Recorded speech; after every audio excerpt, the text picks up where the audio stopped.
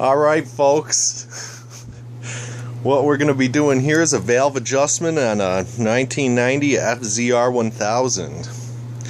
And the first thing you're going to have to do is pull the carbs, coil packs, pull your radiator off, fairings, all that garbage, and get access to your valve cover.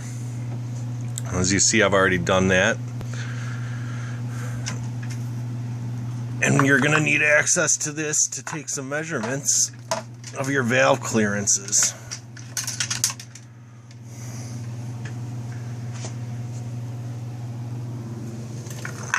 Set that off to the side. Now on this particular bike you have 3 intake and 2 exhaust valves per cylinder for a total of 20 valves. And I guess to start with, you're going to need a set of tapered feeler gauges. Now if you don't want to fork out $80, you can just grind a set down like I did here. Now these, you're only going to need them for 5 of the 20 valves, or 4 of the 20 valves. See these brackets that hold the camshaft, you'll be able to get a regular set of feeler gauges in here, here, here, and here. It's just these brackets. It's just too skinny for a regular set of feeler gauges to fit in there. So if you just take your standard feeler gauges and just, you know, grind them down significantly, it'll do the job just fine. Now another thing is you're going to need to measure these at top dead center. Now on this particular bike, I bought it from a guy who was in pretty bad shape. So what I did was I cut the chain off because it was all stretched. And all I did was take this cover here for the front sprocket, and I'll be turning that with an adjustable wrench. Now you want to put the bike up in 5th gear so the engine's easy to turn over. And you're going to want to turn this so that you know for each valve you're at top dead center, and I'll get to that in just a second. Also, behind this little cap here, you're going to have timing marks. So if we just pop that off, I don't know if we can see in there or not. Yeah, kinda. You can see that little arrow. There's a little wheel in there, and you're gonna have marks, and there's gonna be a T in there with a line, and that's gonna be your top dead center. So you're gonna know you're gonna be there. Now you don't want to do this by. They do sell special tools, but chances are you're not going to be buying those. I know I didn't. And they'll tell you to turn the back tire by hand, but that's not really, you're not going to accurately get a top dead center by turning the back wheel halfway for each cylinder. It's just not going to happen. So what I'm going to recommend you do is take a straw. Okay, and it's going to go, you know, if you were sitting on the bike, it's going to go cylinder 1, 2, 3, 4. Okay?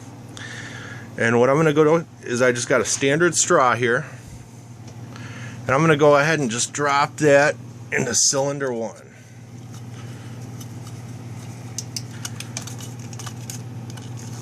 You're going to have your spark plugs out. But I'm sure you do-it-yourselfers already are aware of that. Okay, so we see the straw. Do you mind holding this while I do this? Just keep it on the straw right there. Alright, what I'm going to do is I'm going to take my adjustable wrench, put it on the small sprocket that I took that cover off that I showed you.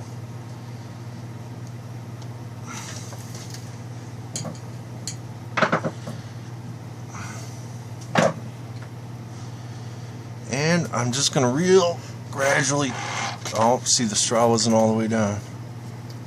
Oh, okay, there we go. Alright, now I'm just going to gradually turn the engine over. You're going to see the straw go down, oh, and it's coming back up.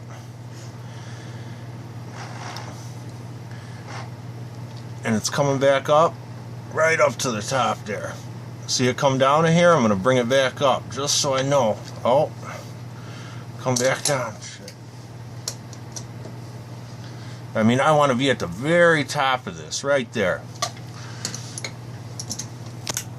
So the straw, we know the cylinder's at top dead center. Another thing you're going to want to look for is that these cam lobes here are sticking out. They're going to be sticking out away from. These are the intakes. There's the exhaust. And they're going to be sticking out just like that away from each other. And then you're also going to go down to your timing marks, that little thing I showed you. And you're going to see your arrow. You can't really see that in the video, but it's going to be right on the top dead center mark. So, you know that you're at top dead center on cylinder 1, okay? And you're going to go ahead and take your feeler gauges, and you're going to have to get the Haynes manual on this, because it's going to give you all your tolerances for the valves and what you're going to have. Alright, now for the intake, the intake valve clearances is going to be, man, that's a little blurry, 0.004 thousandths to 0.008 thousandths. So you're going to, you're going to want to be within that range. So what you probably want to do is start off with your 0.006 thousandths.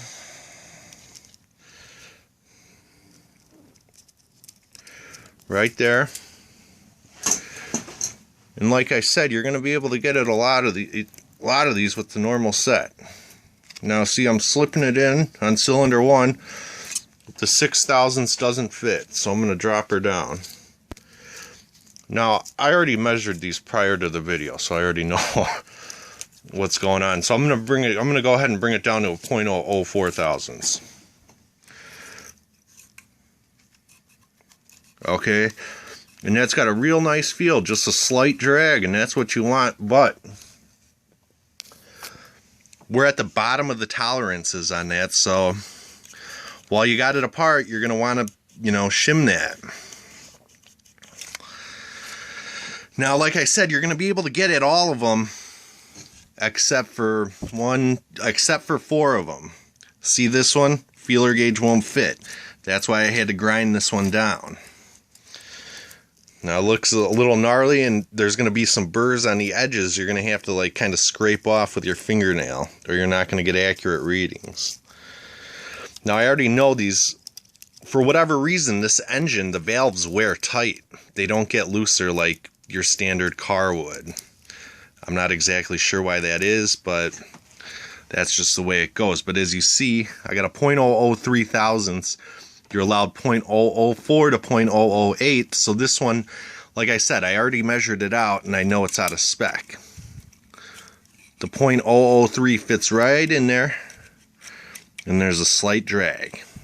But I'm out of tolerance, so I'm going to have to shim that.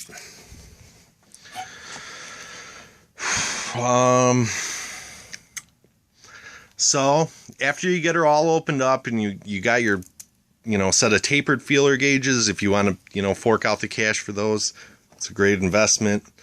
Like I said, you're going to be able to get at most of them with a regular set and use the grinded set for the other 4 valves. Now you're going to have to mark this down. So I drew out a little diagram here. You got your exhaust 0.008 to 0.012 and your intake, and you just kind of draw out the valves and the cylinders and just kind of mark out what you have because you're going to need this. All right. So once you get all that done, you're going to figure out what you need, and you're going to need shims. Now you don't know what's installed, so basically I didn't want to leave this thing apart for a week because you're going to forget how things go.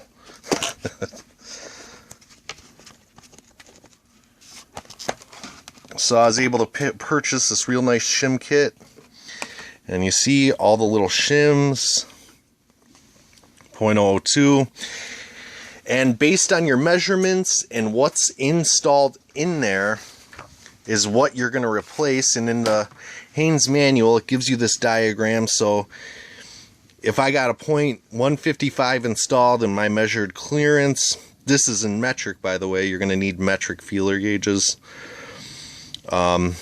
If they go by inches, they'll usually have the metric written down, but you're going to have to round the numbers. Not too big of a deal. But again, if I have a 155 installed, my measured clearance is 0.21 to 0.22. I'm going to want to install a 160 shim in there. This is just the easy part, unfortunately. And this is just part one. So I have everything measured out and what I'm going to need. So the next step is going to be pulling it apart. And all these little bolts, they're all torqued to 7.5 pounds, foot-pounds of torque, and which isn't much at all. So don't think you're going to do this by hand, because you're not. And you want to loosen these evenly, because if you break one of these caps, you're going to be looking at like replacing a whole lot more than just the shims. But again, with the straw, I know I'm at top dead center. Once you get your measurements on these 5 valves, go ahead and just move the straw over to number 2. Then you're going to turn your engine over till that straw's up at the top and your cam lobes are sticking out, and that's going to put you right at top dead center. I mean, you can't get any closer than that. Like I said, you're going to see in other videos, they're going to want you to spin the back tire and stuff like halfway, and it's just not a real accurate way of doing things.